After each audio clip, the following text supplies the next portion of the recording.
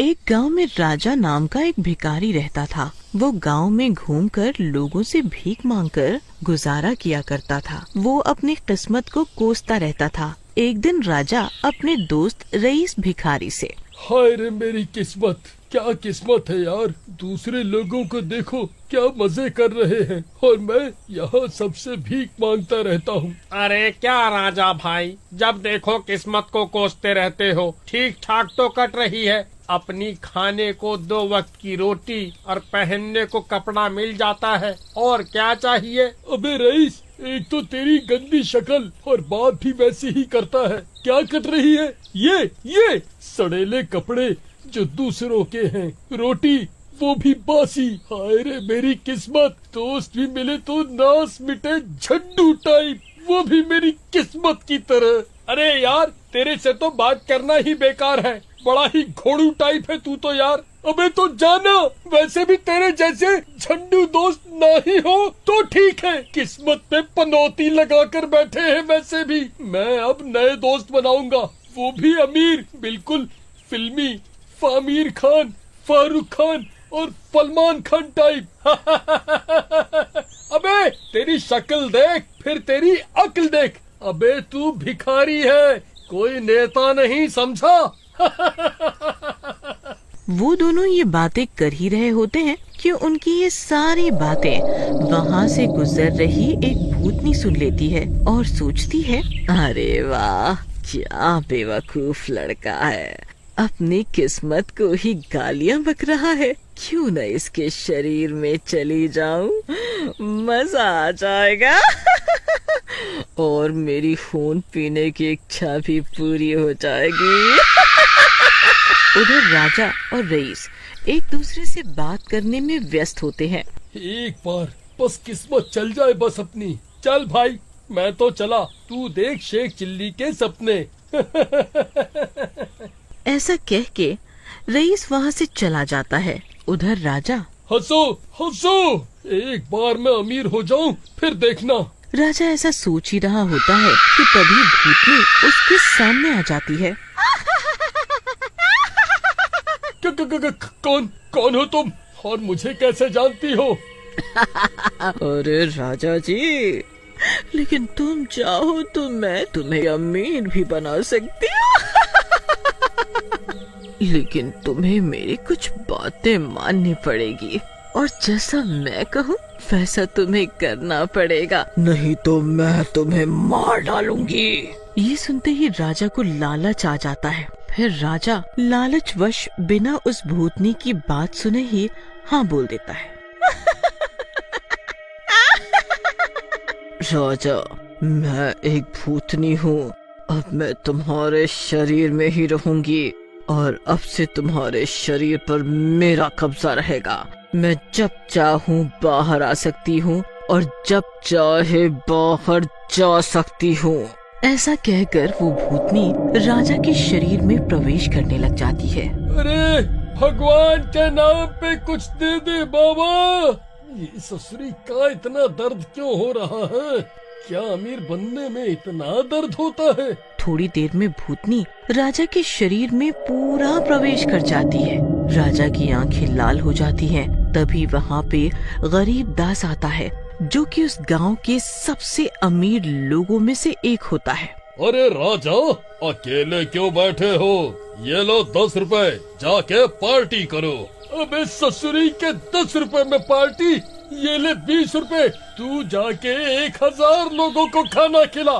राजा, ये क्या बदतमीजी है तो तू भिखारी, लेकिन तेरी जबान 10 गज की है। ऐसा सुनते ही राजा को गुस्सा आ जाता है और वो उसे पटक देता है और उसे मार देता है। भिखारी बोलता है। और फिर राजा उसका खून पीने लग जाता है। उसके बाद राजा गरीब दास के सारे पैसे लूट लेता है और अपने घर चला जाता है और सो जाता है। अगले दिन सुबह रईस आता है और घर के बाहर से राजा को आवाज लगाता है। अरे राजा, अरे राजा, कहाँ हो यार? देखो क्या हुआ, गरीब दास को मार दिया किसी ने। अरे क्यों शोर मचा रहे हो? अरे गरीब दास ही तो मरा है ना, कोई प्रधानमंत्री थोड़ी। मरने दो ससुरे को, अरे राजा, तुम्हें तो कोई दुख नहीं हुआ, इंसानियत मर गई है लगता है। ओ भाई, इंसानियत के देवता, चला जा यहाँ से, नहीं तो तेरी गर्दन मरोड़ दूंगा। ऐसा कहकर राजा रईस को वहाँ से भगा देता है और उसी रात वहीं से एक और अमीर आदमी फकीर चंद वहाँ से गुजर रहा होता है। अल्लाह के नाम पे कुछ दे दे बाबा, भगवान के नाम से कुछ दे दे। भगवान तुझे लंबी उम्र देगा, तुझे खूब पैसे देगा। हट भिखारी, जहाँ भी अमीर आदमी देखो गले पड़ने लगते हो। चल हट, बदबूदार कहीं का। गले पड़ने? अब तेरे गले ही तो पड़ने आया हूँ। ऐसा कहकर राजा फकीर चंद की गर्दन तोड़ देता है और उसका खून पीने लगता है और फिर फकीर चंद के सारे पैसे निकाल लेता है। उसके बाद राजा आए दिन शहर के किसी न किसी अमीर व्यक्ति को मार देता और खून पीने के बाद उसका सारा पैसा लूट लेता। धीरे धीरे राजा इन लूटे हुए पैसों से काफी अमीर बन गया, जिसकी वजह से उसके दोस्त ही उसके बारे में तरह तरह की बातें करने लगे। अरे रईस, तोहार दोस्त राजा तो लागत है काफी अमीर हो गया है, खूब ठाट से राहत है आजकल। कुछ तो गड़बड़ लागत है हमका, इतना जल्दी तो वो अंबनिया भी अमीर नहीं हुआ। तो फिर क्या हुआ अगर वो अमीर हो गया? तेरी क्यों जल रही है? वो मेरा दोस्त, मेरा भाई है, समझा? ऐसा कहकर रईस राजा के पास जा रहा होता है। तभी वो राजा के घर की खुली हुई खिड़की से अंदर झांकता है और उसके होश उड़ जाते हैं। अंदर वो भूतनी और राजा बातें कर रहे होते हैं। अरे भूतनी जी, अब मेरा पीछा छोड़ दो। आपने काफी लोगों का खून करवा दिया मेरे हाथों और काफी खून भी पी लिया है। अब तो पीछा छोड़ दो मेरा। तेरा पीछा छोड़ दूं? तुझे तो मैं कभी नहीं छोड़ूंगी। मुझे खून मिला और तुझे पैसा, यही तो शर्त थी हमारी। ये सब देखकर रईस काफी डर जाता है और वापस जाने लगता है। तभी राजा वहाँ आ जाता है। दोस्त, मुझे बचा लो इस भूतनी से। मेरे लालच की वजह से मैं इस भूतनी के चक्कर में फंस गया। मैंने तेरे जैसे दोस्त की भी कद्र नहीं की, मुझे माफ कर दे यार। अरे दोस्त, रोता क्यों है?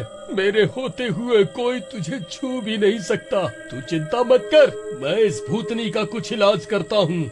ऐसा कहकर रईस वहाँ से चला जाता है। वो सोचते हुए जा ही रहा होता है कि तभी उसे वहाँ कुछ फकीर दिखते हैं। वो उन फकीरों के पास जाता है और उन्हें पूरी बात बताता है। अरे बेटा, डरने की जरूरत नहीं। ऐसी कई रूहों और भूतनियों से हम निपट चुके हैं। तू डर मत, हम तेरे साथ चलते हैं।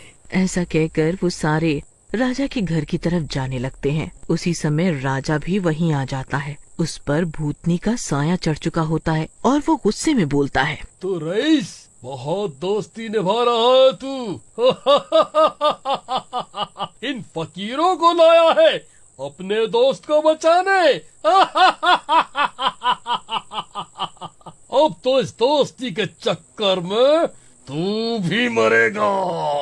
चुप, तुझे जो करना है कर। ऐसा सुनते ही राजा रईस पर हमला कर देता है और उसे जोर से धक्का दे देता है, जिससे रईस वहीं बेहोश हो जाता है। दोस्ती निभाएगा, ले निभा। बस शैतान, बस अब रुक जा। बहुत देर से तेरी शैतानी देख रहा हूँ, बस अब नहीं। तू रोकेगा मुझे? अब तो मैं पहले तेरा ही खून पीऊंगा। ऐसा कहकर राजा फकीर की ओर आगे बढ़ता है, लेकिन फकीर उसी समय अपने ऊपर एक ताबीज डाल देता है। ताबीज के राजा के ऊपर गिरते ही राजा दर्द से तड़पने लगता है और वो भूतनी उसके शरीर से बाहर आ जाती है।